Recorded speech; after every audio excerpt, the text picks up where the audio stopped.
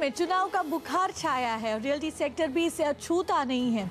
चुनाव के मौसम का पूरा फायदा उठाने की तैयारी रियल्टी सेक्टर भी कर रहा है। कैसे देखेंगे आज के एपिसोड में। स्वागत है आपका रियल एस्टेट टीवी पर। मैं हूं कविता कृष्णन। आज रियल एस्टेट टीवी में देखेंगे रियल्टी में एनआरआई की बढ़ती खरीदारी पर हमारी खास चर्चा। अगर आप एनआरआई है और भारत में प्रॉपर्टी खरीदना चाहते हैं तो हमारे साथ बने रहें। साथ ही देखेंगे रियल्टी सेक्टर की बड़ी खबरें। ऑर्बिट कॉर्प और एचडीआईएल के बाद अब यूनिटेक ने कर्ज पर किया डिफॉल्ट। लेकिन सबसे पहले सीधे चलेंगे इस हफ्ते की बड़ी खबर पर। देश की सबसे बड़ी रियल एस्टेट कंपनियों में से एक यूनिटेक को डिफॉल्टर घोषित किया जा सकता है। हमारे दिल्ली ब्यूरो चीफ लक्ष्मण रॉय को मिली एक्सक्लूसिव जानकारी के मुताबिक एलआईसी ने यूनिटेक को इसी हफ्ते डिफॉल्ट का नोटिस जारी किया है। पूरी खबर जानने के लिए बात करते हैं लक्ष्मण से। लक्ष्मण, यूनिटेक के खिलाफ एलआईसी किस तरह की कार्रवाई कर रहा है और इसके पीछे क्या वजह है? देखिए, यहाँ पे जो हमें सूत्रों से पता चला उसके मुताबिक एलआईसी ने 3 कड़े एक्शन लिए हैं यूनिटेक के खिलाफ। पहला एक्शन तो ये है कि यूनिटेक को इसी हफ्ते डिफॉल्ट का नोटिस भेजा गया है और पूछा गया है क्यों नहीं आपको हम डिफॉल्ट घोषित कर दें। दूसरा जो एक्शन लिया गया वो ये है कि यूनिटेक ने जो लोन लिया था एलआईसी से, उस लोन के एवज में जो प्रॉपर्टी उसने मॉर्गेज के तौर पर रखी थी उसको क्यों न जब्त कर लिया जाए। इसके लिए एलआईसी ने सरफासी एक्ट के सेक्शन 13(2) के तहत नोटिस भेजा। और तीसरा जो काफी महत्वपूर्ण नोटिस है वो ये है कि 2 cheque, post dated cheque Unitech के बाउंस कर गए हैं। अक्टूबर में 6 करोड़ रुपए के, इससे पहले सितंबर में 2 करोड़ रुपए के। इन दोनों चेक के बाउंस होने की वजह से मामला दर्ज कराया है एलआईसी ने यूनिटेक के खिलाफ। इस पूरे मामले को देख के ऐसा लगता है कि एलआईसी अब यूनिटेक को डिफॉल्ट घोषित करने के मूड में है। और इसकी वजह यह है कि 2007 में 200 करोड़ रुपए का लोन यूनिटेक ने एलआईसी लिया था। 2 बार 2009, 2012 में लोन रिस्ट्रक्चर किया गया। इसके बावजूद यूनिटेक लोन पेमेंट करने में डिफॉल्ट करता जा रहा है और ऐसे में अब जाकर के एलआईसी ने कड़ा एक्शन लिया है। चूंकि फाइनेंस मिनिस्ट्री की तरफ से लगातार प्रेशर है कि एनपीए की वसूली की जाए, एनपीए की रिकवरी की जाए। ऐसे में अब कोई भी तरह की कोताही नहीं बरतना चाहता एलआईसी और हो सकता है कि जल्द ही यूनिटेक को डिफॉल्ट घोषित कर दे अगर संतोषजनक जवाब यूनिटेक से नहीं मिलता है। तो यहाँ पे जो हमें पता चला उसके मुताबिक 2007 में 200 करोड़ रुपए का जो लोन लिया था, उसके बाद 2011-12 में 50 करोड़ रुपए रीपे किया है यूनिटेक ने एलआईसी को। उसके बाद 12-13 में 53 करोड़ रुपए, 53 करोड़ रुपए रीपे किया यूनिटेक ने। उसके बाद 2013-14 में सिर्फ 2 करोड़ रुपए रीपे कर पाया है यूनिटेक एलआईसी को। हालांकि यही वजह है कि अब रकम काफी ज्यादा बन रही थी, एलआईसी वसूली के मूड में है। हमने जब इस बारे में यूनिटेक से पूछा, जवाब मांगा उनसे, काफी पहले मैंने सुबह ही उनको मेल भेजा, लेकिन अभी तक उनका कोई औपचारिक जवाब नहीं आ पाया है। हालांकि सूत्रों से हमें इतना पता जरूर चला है कि यूनिटेक एलआईसी के साथ समझौता करने की तैयारी में है और ऑफर किया है कि हम आपको 28 दिसंबर तक 78 करोड़ रुपए रीपे कर देंगे। हमारी प्रॉपर्टी चंडीगढ़ में है, उस प्रॉपर्टी को बेच के हम रीपे करेंगे और बाकी की रकम बाद में आपको देंगे। लेकिन एलआईसी के हमारे जो सूत्र बता रहे हैं वो कह रहे हैं कि इस भरोसे से, इस वादा को हम लोग बहुत सीरियसली नहीं ले रहे हैं, क्योंकि पहले इसका रिकॉर्ड काफी खराब रहा है। तो सिर्फ इस ऑफर के वजह से हम इनके खिलाफ एक्शन नहीं रोकेंगे। जी शुक्रिया लक्ष्मण। यानी इस सेक्टर की हालात दिन ब दिन खराब होती जा रही है, लेकिन अब तक ऑल इज वेल कहते आ रहे डेवलपर भी अब चुनाव के मौसम में ये मानने लगे हैं कि इंडस्ट्री की हालत पतली है। वजह साफ है, डेवलपर चाहते हैं कि जो भी केंद्र में सरकार बनाए, रियल एस्टेट उनके एजेंडे में जरूर हो। दिल्ली में अगले हफ्ते होने वाली क्रेडाई कॉन्क्लेव में भी इसकी झलक देखने को मिलेगी। देश भर में चुनाव का माहौल गर्म है और डेवलपर्स भी लगे हाथों अपनी रोटियां सेक लेना चाहते हैं। यही वजह है कि कल तक घटती बिक्री और बढ़ती इन्वेंट्री के बाद न मानने वाले डेवलपर्स अब खुद यही रोना रो रहे हैं। यहाँ तक कि मुंबई में एक प्रेस कॉन्फ्रेंस में क्रेडाई चेयरमैन का कहना था कि हाल ही में मुंबई की रियल एस्टेट मार्केट पे आई रिपोर्ट में इन्वेंट्री का आंकड़ा गलत है। उनका कहना था कि मुंबई में 44% से ज्यादा बिना बिके घर पड़े हुए हैं। क्रेडाई चेयरमैन ने यह भी कहा कि सेक्टर की हालत इतनी खराब हो चली है कि अच्छी कंपनियां भी लोगों को नौकरी से निकालने पर मजबूर हैं। अभी व्हाइट कॉलर में थोड़ा जॉब लॉस दिख रहा है। जो बॉटम 10% जो हमेशा कॉरपोरेट कंपनीज एफिशिएंट रहने के लिए जो कम करती है वो कम करती होगी और नया रिक्रूट नहीं कर रही है, ये एक चिंता का विषय है। क्रेडाई का दावा है कि रियल एस्टेट सेक्टर अपने दम पर देश की जीडीपी को दोगुना कर सकता है और इसके लिए वो चाहते हैं कि सरकार उनका साथ दे। बिल्डरों की मांग है कि अटके पड़े प्रोजेक्ट्स को जल्द से जल्द क्लियरेंस मिले और ये पूरा प्रोसेस स्ट्रीमलाइन हो। क्रेडाई के मुताबिक सिर्फ मुंबई में एनवायरमेंट कमेटी के पास कुछ 1.25 लाख करोड़ रुपए के प्रोजेक्ट्स अटके पड़े हैं। क्रेडाई टैक्स मामले में भी सरकार से रियायत चाहता है। आज एवरेज 2 से 3 साल लग रहे हैं अप्रूवल्स के लिए। इसका मतलब सीधा सीधा अगर लैंड कॉस्ट 30% है तो 30% का इजाफा हो रहा है सिर्फ इनएफिशिएंसी से। डायरेक्ट इनडायरेक्ट टैक्सेस हर लेवल पर अगर हम पकड़े तो 30 से 37% ये टैक्स का कंट्रीब्यूशन है सेल प्राइस में। और बम्बई जैसी जगह में जहां फंजिबल का एक प्रीमियम भरना पड़ता है वहां 45% के ऊपर हो जा रहा है। हालांकि इंडस्ट्री की सबसे बड़ी समस्या है पूंजी। नकदी बढ़ाने के लिए वो चाहते हैं कि रिजर्व बैंक अटके प्रोजेक्ट्स की फंडिंग के लिए पैसा मुहैया कराए और साथ ही बिल्डरों के डूबे कर्ज के लिए रीस्ट्रक्चरिंग विंडो भी खोल दे। देश के बड़े प्रॉपर्टी मार्केट ठप है, लेकिन भारतीय इंडस्ट्री और बिजनेस विदेशी कंपनियों की रडार पर है। इसी हफ्ते यूएई के अजमन फ्री जोन अथॉरिटी के अफसर मुंबई अपने ऑफिस और गोदाम बेचने आए थे। It's far cheaper. We cannot compare rental rates of UAE and Mumbai. Mumbai is one of the most expensive realty locations in the world. It's by far cheap. We have nothing but recreation of every sort. We have a sunny climate pretty much year round. So indoor sports, outdoor sports, cricket, indoor stadiums, everything is absolutely available. Real estate TV में आगे बात करेंगे कैसे डूबते realty sector को NRIs दे रहे हैं सहारा। लेकिन पहले लेंगे एक छोटा सा ब्रेक। कम राइट बैक। स्वागत है आपका रियल एस्टेट टीवी पर। आज चर्चा कर रहे हैं कैसे विदेश में बसे भारतीय या एनआरआईज रियल्टी सेक्टर में रौनक लौटा रहे हैं। हम बात करें रियल्टी मार्केट में एनआरआई से बढ़ रही डिमांड के बारे में। बताया जा रहा है कि जहां पिछले कुछ सालों में एनआरआईज ने 5 से 10% मकान ही खरीदे होंगे, इस साल हुए रुपए में गिरावट के कारण अब एनआरआईज के रियल्टी सेक्टर में निवेश का आंकड़ा 20 से 25% तक पहुंच सकता है। शायद यही वजह है कि डेवलपर यूके, यूएस जैसे मार्केट में सेल्स एग्जीबिशंस पर इन दिनों ज्यादा फोकस कर रहे हैं। घरेलू बाजार ने भले डेवलपर्स को निराश किया हो, अब उनका फोकस विदेशी मार्केट पर है, जहां से इस वक्त नॉन रेसिडेंट इंडियंस या एनआरआईज भारत छुट्टी मनाने आते हैं और प्रॉपर्टी भी खरीदते हैं। डेवलपर्स को उम्मीद है कि बिक्री में जो बढ़ोतरी फेस्टिव सीजन में वो नहीं देख पाए, वो अब दिखेगा और मार्केट से मिल रहे शुरुआती संकेत काफी पॉजिटिव है। हम कीमतों को स्थिर रखेंगे, कम में कम रखेंगे, ताकि लोगों को वैल्यू फॉर मनी मिले, और मुझे उसका रिस्पांस दिख रहा है और काफ़ी अच्छा रिस्पांस वेब बेस्ड मार्केटिंग के जरिए हमें मिल रहा है। दरअसल एनआरआईज हमेशा ही भारत में प्रॉपर्टी खरीदते रहे हैं। कोई रिटायरमेंट प्लानिंग के लिए खरीदता है तो कोई अपने परिवार के बड़े बुजुर्ग के लिए। हाल में भारत के प्रॉपर्टी मार्केट से मिल रहे सालाना 10% रिटर्न के चलते भी कई एनआरआई निवेश के नजरिए से प्रॉपर्टी खरीदने लगे हैं। इस साल इस सेगमेंट पर फोकस इसीलिए बढ़ा है क्योंकि रुपए के कमजोर होने से एनआरआईज के लिए प्रॉपर्टी खरीदना ज्यादा फायदेमंद हो गया है। इसीलिए डेवलपर्स भी इसे बिक्री बढ़ाने का अच्छा मौका मान रहे हैं। पिछले साल भर में जब से डोमेस्टिक कंडीशंस वीक हुए हैं, अब्जॉर्प्शन कम हुआ है, तब से डेवलपर्स ने इस सेगमेंट को बहुत ही सीरियसली और एक्टिवली देखना शुरू किया है। काफ़ी अग्रेसिवली डेवलपर्स जो हैं एनआरआई मार्केट्स में ट्रैवल कर रहे हैं, वहाँ जा रहे हैं, एग्जीबिशंस और रोड शोज कर रहे हैं। जानकारों को उम्मीद है कि इस साल बिक्री में एनआरआईज का हिस्सा 15 से 25% तक रह सकता है। पहले ये 5 से 10% तक ही होता था। दरअसल हाल में लॉन्च हुए कई नामी प्रोजेक्ट्स में करीब 25% फ्लैट्स एनआरआईज ने ही बुक किए हैं। खरीदारी के लिए ज्यादातर enquiries UK, US, middle east, Singapore, Australia और हांगकांग से आती है, जहां बड़ी संख्या में एनआरआईज रहते हैं।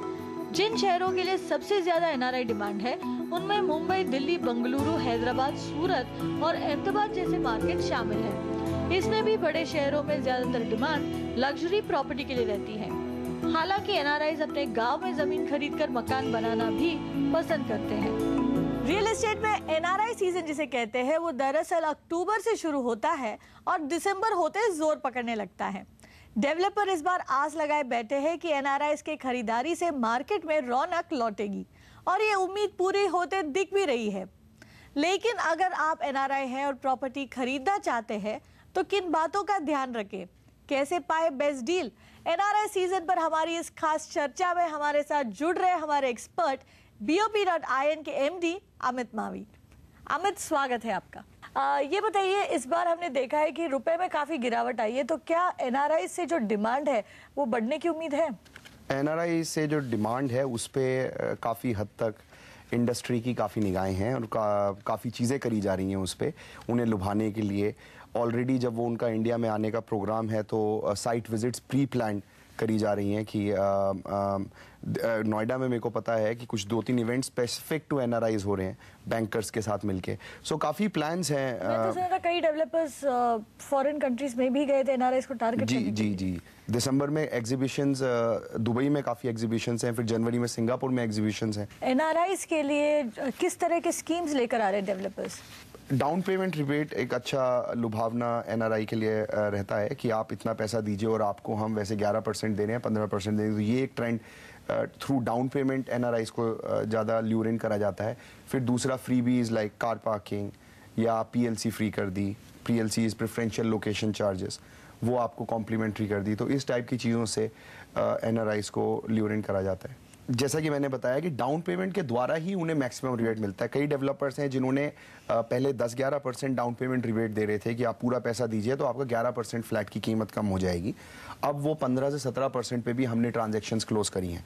एनआरआई के लिए जो मेरी सलाह है वो ये है कि ज़्यादा फ्यूचरिस्टिक सिटीज़ में इन्वेस्ट ना करिए। ऑलरेडी मार्केट में स्लो डाउन है, शहर में भी, चाहे वो बेंगलोर हो, चाहे वो बॉम्बे हो, चाहे वो दिल्ली एनसीआर हो या चेन्नई हो, अच्छी डील्स अवेलेबल हैं। So rather than going more futuristic, it is better कि आप सिटी के अंदर कंसंट्रेट करिए। दूसरा, डेवलपर का आप ट्रैक रिकॉर्ड हमेशा देखते हैं। अब ज़रूरी है कि आप प्रोजेक्ट का ट्रैक रिकॉर्ड देखिए कि आपका प्रोजेक्ट इस टाइम जिस पे आप निवेश कर रहे हैं वो किस लेवल तक कंप्लीट हो चुका है और आप जितना पैसा उसमें डाल रहे हैं यानी 30% या 50%, तो क्या वो कंस्ट्रक्शन के साथ लिंक्ड है। ज़्यादा फ्यूचरिस्टिक में डालने की ज़रूरत नहीं है। आज की डेट में 1.5 से 2 साल में जो प्रोजेक्ट्स कंप्लीट होने की कगार पे हैं उनके अंदर अच्छी डील है। तो मैं ये कहूँगा कि सिटी में ही नियरिंग कंप्लीशन प्रोजेक्ट्स अवेलेबल हैं। सो एनआरआई को चाहिए एक अच्छा एडवाइजर फर्म पकड़े। तो जिस प्रॉपर्टी में वो निवेश करते हैं उसकी देखरेख भी जरूरी है और हो सकता है कि वो लीज भी करना चाहे। इन चीज़ों का वो किस तरह ध्यान रख सकते हैं प्रॉपर्टी की खरीदारी के टाइम? जब आप कहीं पे भी मकान लेते हैं देखिए कि अभी मार्केट में किराया कितना चल रहा है। थोड़ा आगे का सोचिए कि जब आपको ये मकान मिल जाएगा, अगर आपको एग्जिट नहीं मिली या आपने नहीं बेचा, तो क्या रेंटल मार्केट उस जगह में अच्छी है। अगर मैं बात करूं बेंगलोर की तो बहुत अच्छी है, नोएडा की बात करूं तो बहुत अच्छी है, कुछ एरियाज़ में इतना कंजम्पशन नहीं है। तो ये सारी चीज़ें देखते हुए डिपेंड करता है आपका व्यू कैसा है। आप उस एसेट में 5 से 10 साल रहना चाहते हैं या आप अभी निवेश करके जैसे प्रॉपर्टी पोजीशन पे आती है आप अपना कैपिटल एप्रिसिएशन या कैपिटल गेन उसमें बुक करना चाहते हैं। सो उसके हिसाब से आप डिसाइड करिए कि किस शहर में प्रॉपर्टी लेनी है जहाँ रेंटल ज़्यादा है या कम है। जी, और मुंबई, दिल्ली, बैंगलोर, अहमदाबाद ये ट्रेडिशनल एनआरआई मार्केट्स रहे हैं। इसके अलावा कौन से मार्केट्स हैं जहाँ पर आपको लगता है कि एनआरआई को इस वक्त अच्छी डील मिल सकती है? नॉर्थ बैंगलोर काफ़ी अच्छा चल रहा है, बैंगलोर रीजन। उसके अलावा चेन्नई में सिंगापुर से काफ़ी डिमांड आ रही है। Coimbatore, Kochi has always been favourites. Of course Bombay में इतना ज़्यादा डिमांड नहीं है एनआरआईज की, बिकॉज टिकट बहुत ज़्यादा है। अब जो चीज़ें अवेलेबल हैं, जो स्वीट स्पॉट पहले पिछले एपिसोड्स में हमने बात करी है, वो शहर से थोड़ा आगे हैं, तो इतने लुभावनी होती है, मोर फ्यूचरिस्टिक है। सो नोएडा, बेंगलोर, अहमदाबाद, चेन्नई, कोयम्बतूर, इनमें काफ़ी अच्छी ट्रांजैक्शंस देखने को मिल रही हैं 1200 से 1500 स्क्वायर फीट के घरों में। तो बॉटम लाइन ये है कि बहुत ज्यादा फ्यूचरिस्टिक ग्रोथ देखकर दूर दराज के इलाकों में पैसा ना लगाएं। मकान ऐसी जगह ले जहां लोग रहते हैं, जहां इंडस्ट्री या बिजनेस मौजूद है, तभी आपको मिलेगा गारंटीड रिटर्न। हमारे साथ जुड़ने के लिए शुक्रिया अमित। लेंगे यहाँ एक छोटा सा ब्रेक, लेकिन आप बने रहिए हमारे साथ। लौटकर चर्चा करेंगे उन लीगल और टैक्स इश्यूज पर जिसका भारत में प्रॉपर्टी खरीदते वक्त ध्यान रखना जरूरी है।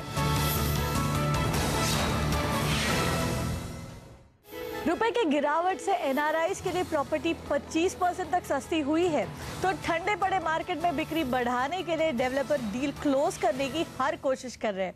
यानी इस वक्त प्रॉपर्टी पर एनआरआई को बेस्ट डील मिलना मुश्किल नहीं है, लेकिन कुछ कानूनी और टैक्स इश्यूज का ध्यान ना रखे तो इसे डीरेल होते वक्त नहीं लगेगा। और इन्हीं मुद्दों पर चर्चा करने के लिए हमारे साथ जुड़ रहे मशहूर फाइनेंशियल प्लानर गौरव मशरूवाला। स्वागत है आपका गौरव। ये बताइए कि प्रॉपर्टी खरीदने के पहले एनआरआईज को किस तरह के परमिशंस लेना पड़ता है और क्या किसी तरह के लिमिट्स है प्रॉपर्टी की खरीदारी पर? अगर रेसिडेंशियल या कमर्शियल वगैरह प्रॉपर्टी लेते हैं तो ज़्यादा दिक्कत नहीं है, वहाँ से पैसे रेमिट भी कर सकते हैं। अगर लोकल फंड्स अवेलेबल है तो वहाँ से वो प्रॉपर्टी खरीद सकते हैं। उनके लिए उनको रिस्ट्रिक्शन नहीं है। अगर आपको भारत में प्रॉपर्टी खरीदनी है, आप एनआरआई है तो कोई दिक्कत नहीं है, आप आराम से खरीद सकते हैं। यानी मैं एक के बदले 2-3 फ्लैट ले सकती हूँ? हाँ, आप ले सकते हो, उस पर कोई रिस्ट्रिक्शन नहीं है। रेसिडेंशियल प्रॉपर्टी कमर्शियल पे नहीं है। अगर आपको फार्म हाउस लेना है या प्लॉट ऑफ लैंड तो उस पर कहीं जगह पे थोड़ी बहुत दिक्कत है, लेकिन रेसिडेंशियल कमर्शियल प्रॉपर्टी अगर एनआरआई निवेश करना चाहे तो उस पर दिक्कत नहीं है जी। और प्रॉपर्टी में अगर उनको निवेश करना है तो जो लीगल पेपर वर्क है वो पूरा करने में कितना वक्त लगता है? अगर आपने डिसाइड कर लिया कि प्रॉपर्टी ये लेनी है मुझे, तो अगर ये फर्स्ट परचेज है, जैसे कि अगर आप बिल्डर से डायरेक्ट ले रहे हो तो काफ़ी आसान होता है, क्योंकि बिल्डर्स खुद ड्राफ्ट एग्रीमेंट और आपको जो भी रजिस्ट्रेशन स्टैम्प ड्यूटी वगैरह जो रेगुलेटरी रिक्वायरमेंट करवानी होती है उसके लिए सहूलियत देते हैं, वो लोग खुद भी आपको असेस करते हैं। अगर ये आप रीसेल में खरीद रहे हो तो थोड़ी बहुत दिक्कत होगी, क्योंकि फिर आपको ढूंढना पड़ेगा कि आपका लॉयर कौन है, सॉलिसिटर कौन है, आपके पेपर्स जो कागजात वगैरह बनवाने हैं, क्योंकि ये डील होती है एक इंडिविजुअल सेलर और इंडिविजुअल के बायर के बीच में। तो उसके लिए एक जानकार लॉयर और जो आपको स्टैम्प ड्यूटी रजिस्ट्रेशन वगैरह के लिए आपको मदद कर सकते, वो ढूंढने में थोड़ा वक्त लग सकता है। उसके अलावा अगर ब्रोकर है, अगर अच्छा ब्रोकर है तो आपको मदद करेगा, नहीं तो फिर आपको वहां पर भी थोड़ा मेहनत करनी पड़ेगी। तो ले दे के कितना दिन लग सकता है? अगर मान लीजिए कि आप आने के पहले प्रॉपर्टी तय कर ली और आपके पास फंड्स रेडी है तो कम से कम 10 हफ्ते 10 दिन के अंदर ये पूरा कामकाज खत्म हो सकता है। एनआरआई है, प्रॉपर्टी लेना है, यहाँ पर फाइनेंस ले सकते हैं? हाँ, एनआरआई को होम लोन मिल सकता है, उसमें कोई दिक्कत नहीं है। और सभी कोई जो फाइनेंशियल इंस्टीट्यूशंस है, हाउसिंग फाइनेंस कंपनीज है, वो एनआरआई को लोन देती है। उसके लिए कोई परमिशन आरबीआई या किसी की जरूरत नहीं है। तो होम लोन लेना एनआरआई के लिए भारत में मुमकिन है और मिलती है। एनआरआई ये कर सकते हैं कि बाहर उन्होंने होम लोन ले लिया विदेश में और इंटरेस्ट रेट जो आर्बिट्राज है उसका भी फायदा उठा लिया। बाहर के जो लेंडर्स है वो इंडियन प्रॉपर्टी पे होम लोन नहीं देंगे, लेकिन वहां पे लोकल अगर और कोई लोन मिलती है और अगर रेट ऑफ इंटरेस्ट कम है तो कंसिडर करें। सिर्फ ये ध्यान रहे कि जो लोन पेमेंट होता है, जो लोन रिपेमेंट का पीरियड होता है, वो होम लोन में काफी लंबा होता है। अगर उसमें रुपये के चढ़ाव उतार आए तो वो आपके रिटर्न्स को और पे आउट को इम्पैक्ट कर सकते हैं, तो उसका भी ध्यान रहे। लेकिन उसके अलावा वहां से लोन लेके यहाँ निवेश करना है तो रेगुलेटरी रिक्वायरमेंट या बैंकिंग ट्रांजैक्शन में कोई परेशानी नहीं है। राइट। और मान लीजिए कि प्रॉपर्टी ले ली है आपने, तो क्या उसे अगर किराए पर चढ़ा देते हैं या बेच देते हैं तो क्या टैक्स भरना पड़ेगा इस पर? रेंटल इनकम टैक्सेबल है। जो भी रेंटल इनकम आपकी आएगी उसमें आप कौन से स्लैब में हो और आपकी वो क्या क्या बेनिफिट्स है, डिडक्शंस है वगैरह, वो सब काट के आपको टैक्स भरना पड़ेगा। अगर प्रॉपर्टी बेचते भी हो मतलब तो ये लेकिन तब होता है कि अगर आपका 2 लाख के ऊपर का रेंटल इनकम, हाँ, अभी प्रॉपर्टी ले रहे हो और इस वक्त डायरेक्ट रेंट पे दे रहे हो तो ये साल का कानून लागू पड़ेगा, लेकिन हर साल ही बदलता जाएगा तो वो आपको लागू पड़ेगा। उसी प्रकार जो आप प्रॉपर्टी बेचेंगे तो लॉन्ग टर्म, शॉर्ट टर्म, जो भी उस वक्त जो भी टैक्स रेट है, जो भी टैक्स स्लैब्स है, उसमें टीडीएस एप्लीकेबिलिटी है, वो जो भी एप्लीकेबल लोकल लॉज वो टाइम पे है प्रिवेलिंग, वो आपको एप्लीकेबल होगी और उसके हिसाब से आपको टैक्स भरना पड़ेगा। राइट। और अगर मैंने प्रॉपर्टी बेच दिया है, जो टैक्स देना है वो भी भर दिया, लेकिन जो पैसे मुझे मिलते हैं क्या उसे मैं रिपैट्रिएट कर सकती हूँ? अगर ये पैसे आप एनआरई अकाउंट से लाए हैं, मतलब नॉन रेसिडेंट एक्सटर्नल अकाउंट से लाए हैं, तो आप ये पैसे बाहर ले जा सकते हैं। अगर ये प्रॉपर्टी आपने लोकल फंड से खरीदी है तो फिर उसमें दिक्कत है और फिर उसको ले जाने में प्रॉब्लम्स हो सकते हैं, लेकिन और शायद रिस्ट्रिक्शन भी है, लेकिन बाहर से आए हुए पैसे वापस ले जाने में कोई प्रॉब्लम नहीं है। शुक्रिया गौरव। आगे बढ़ते हैं। 21 दिसंबर को सीएनबीसी आवाज देने जा रहा है रियल एस्टेट अवार्ड 2013। यहाँ हम सम्मानित करेंगे उन बिल्डर्स और डेवलपर्स को जिन्होंने रियल एस्टेट सेक्टर में किया है यादगार काम। इस साल भी अवार्ड के हकदारों के बीच कड़ा मुकाबला है, जहां विजेताओं का चुनाव कर रही है एक ग्रैंड जूरी, जिसमें शामिल है इंडस्ट्री के दिग्गज अरुण नंदा, किशोर बियानी और केकी मिस्त्री। रियल एस्टेट मार्केट पर पैनी नजर रखने वाले एक्सपर्ट अनुज पुरी, संजय दत्त और खुशरू जीजीना, और डेवलपर्स के दावों का कानूनी पहलू परख रहे अनिल हरीश और हर इमारत को बारीकी से देख रहे आर्किटेक्ट अल्फाज मिलर और अख्तर चौहान। तो 21 दिसंबर को हम बताएंगे कौन है देश के सबसे बेहतरीन बिल्डर्स CNBC आवाज रियल एस्टेट अवार्ड 2013 में। ये डेट अपने कैलेंडर में जरूर नोट कीजिएगा। आज के रियल एस्टेट टीवी में बस इतना ही। आपको हमारा शो कैसा लगा हमें जरूर बताइए। साथ ही आप हमसे ये भी डिस्कस कर सकते हैं कि आप किन मुद्दों पर रियल एस्टेट टीवी पर हमारी और हमारे एक्सपर्ट्स की राय जानना चाहते हैं, और ये सब आप हमसे सोशल नेटवर्क पर जुड़कर कर सकते हैं। हम ट्विटर और फेसबुक दोनों पर मौजूद हैं। और अगर आप हमारे इसी एपिसोड को या पुराने किसी एपिसोड को दोबारा देखना चाहते हैं तो आप हमें यूट्यूब पर सब्सक्राइब करें। तो लाइक, फॉलो और सब्सक्राइब करें और देखते रहिए रियल एस्टेट टीवी।